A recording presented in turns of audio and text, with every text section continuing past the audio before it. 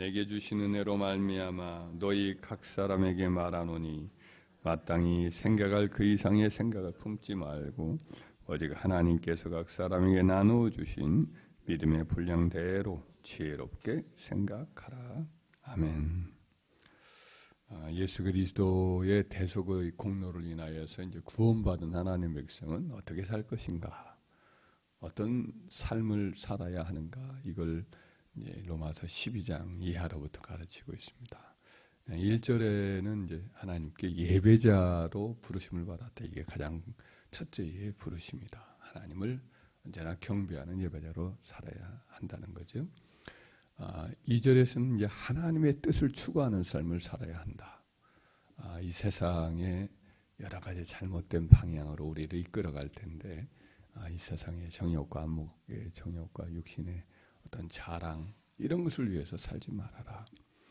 하나님의 뜻을 추구해라. 이렇게 가르쳐 주고 있습니다. 세 번째, 이제 오늘 3절로부터 8절까지는 하나의 단락으로 본다면 하나님의 교회를 섬기며 살아라. 이 가르침입니다. 근데 그 하나님의 교회를 세우고 섬긴 하나님 백성의 삶에 지도하는 지도 원리가 뭐냐면 이게 3절에 나오는 말씀인데, 오늘 본문의 말씀이죠. 한번 다시 한번 읽어보면, 내게 주신 은혜로 말미암아 너희가 각 사람에게 말하노니 마땅히 생각할 그 이생의 생각을 품지 말고 오직 하나님께서 각 사람이 주신 믿음의 분량대로 지혜롭게 생각하라. 이렇게 말씀하고 있습니다. 이 내용은 이제 겸손한 마음을 항상 품고 하나님의 교회를 섬겨야 한다. 이 가르침이죠. 마땅히 그 이상의 생각을 품지 말라라는 말은 자기를 대단하게 생각하는 그런 생각, 이런 생각을 품지 말아라. 마귀가 자기가 하나님의 피조물인데도 불구하고 하나님과 겨루어 보려고 자기를 높여 하나님의 자리를 탐내었던 것이 이제 마귀가 처음 타락하는 타락의 근본 정신이죠. 그러니까 교만한 마음, 이것 때문에 이제 마귀가 타락하고 또 그 정신을 첫사람 아담과 하와에게 부어주어서 그와 똑같은 마음이고 마귀적인 마음이고, 이것이 이제 하나님으로부터 떨어지는 정신이죠.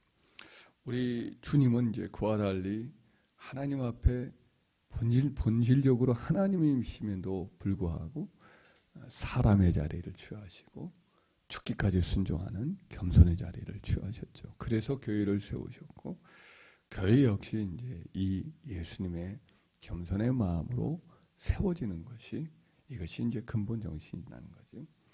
16절에 사실은 이 말씀을 다시 하고는 있어요. 16절 한번 읽어보면 그 같은 의미입니다. 서로 마음을 같이 하며 높은 데 마음을 두지 말고 도리어 낮은 데 처하며 스스로 지혜 있는 체하지 말아라. 오늘 본문의 말씀에도 보면 믿음의 분량대로 지혜롭게 생각하라. 이 말씀이 이제 나오는데, 이게 어떤 뜻이냐면, 믿음의 분량대로라는 것은 여러 가지 이제 해석이 주어지는데, 그 중에서 가장 쉽게 생각한다면 복음의 정신을 따라 이렇게 자기를 생각하라는 거예요. 복음의 정신은 뭡니까? 우리가 그야말로 아담 안에서 타락한 자요, 잃어버린 자요, 또 영원히 멸망받을 자 아니에요? 이게 이제 복음이 가르쳐주는 우리의 현주소입니다. 그런데 하나님께서 그 아들 예수 그리스도의 대속의 은혜를 베풀어 주셔서 하나님이 우리를 영생의 백성으로 삼으시고, 그래서 영원히 지옥 갈 인생이 이제 천국 백성이 되었단 말이죠. 그래서 하나님의 은혜를 늘 생각하고 그리스도 예수의 십자가를 늘 자랑하고, 늘 자기를 좀 부족한 존재다, 그러나 은혜 받은 자다라는 이런 생각으로 자기를 생각해야 된다는 거예요. 이게 이제 우리의 본 모습이, 이게 본질이라는 거죠. 지혜롭게 생각하라는 말을 원문으로 이렇게 살펴보면 무슨 뜻인가 생각해봐서 한번 살펴보니까, 이 단어의 뜻은 뭐냐면 착각에 빠지지 말아라, 정신을 똑바로 차려서 자기를 인식해라, 이런 뜻이에요. 이 지혜롭게 생각하라는 말이 차분하게 정신 차려서 자기를 생각해라, 이게 지혜롭게 생각하라는 원문적인 의미죠.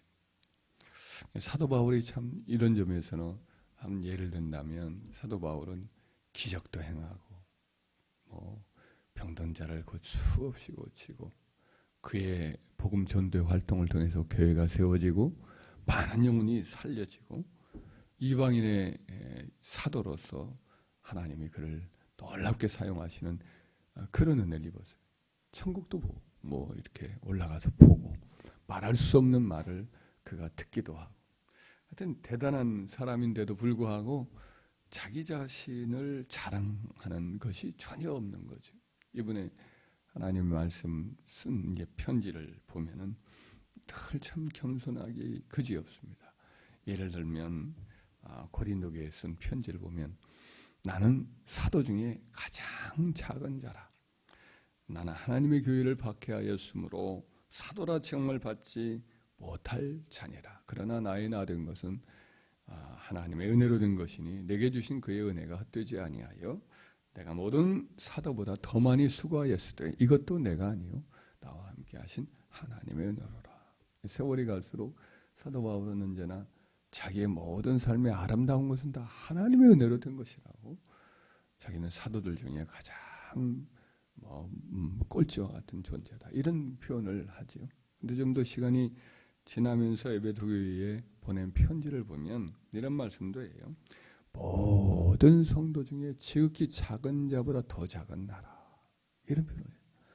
지극히 작은 성도가 있다면 그 성도보다 나는 더 밑바닥이고 더 부족한 사람이다. 이런 고백을 사도가 이야기를 합니다. 디모데 이제 그 목회자에게 썼던 그 이후의 편지를 보면 이렇게까지 말해요. 미쁘다 이 말이요. 모든 사람이 받을 만한 이 말이요. 그리스도 예수께서 죄인을 구원하려고 세상에 임하셨다 하였도다. 이게 복음의 내용이죠.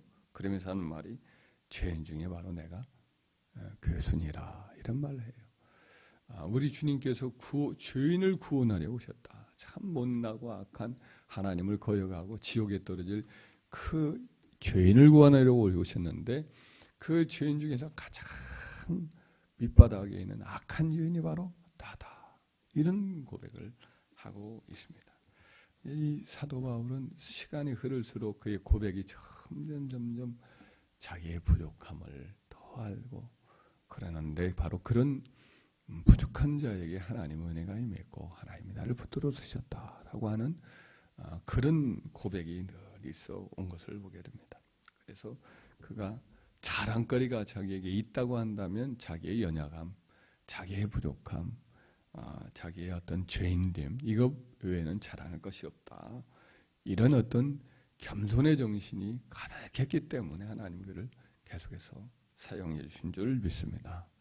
우리도 이 진정을 은혜 받은 자의 마음, 십자가 대속의 은혜를 깊이 깨달아서 항상 자기를 자기 이상의 어떤 생각으로 대단하게 여기지 아니하고 오히려 그리스도의 은혜를 참 나 같은 사람이 너무너무 많이 받았다라고 하는 이런 은혜의 마음, 섬김의 마음을 가지고 하나님의 교회를 섬기고 형제를 나보다 더 낫게 여기고 그렇게 행할 때에 이제 교회가 참 하나님의 우리를 은혜의 통로로 삼아서 더 든든히 세워지고 복된 결실을 맺게 하시는 거죠.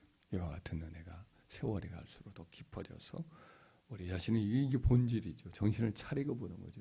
정신을 못 차리면 이제 스스로를 대단하게 여기고 이렇게 자기 이상의 생각을 품어지는 것이 인간의 본성인데 정신을 바짝 차리고 자기를 보면 냉정하게 쳐다보면 참 나 같은 사람이 이와 같은 은혜를 입고 구원은 얻었고 이렇게 주를 섬기게 된다는 것 자체가 너무 큰 은혜다라는 생각이 계속해서 우리 마음에 품어질 때에 우리를 통해서 하나님의 교회가 아름답게 참 든든하게 하나님의 영광을 받는 그런 교회로 세워지게 될 줄 믿습니다.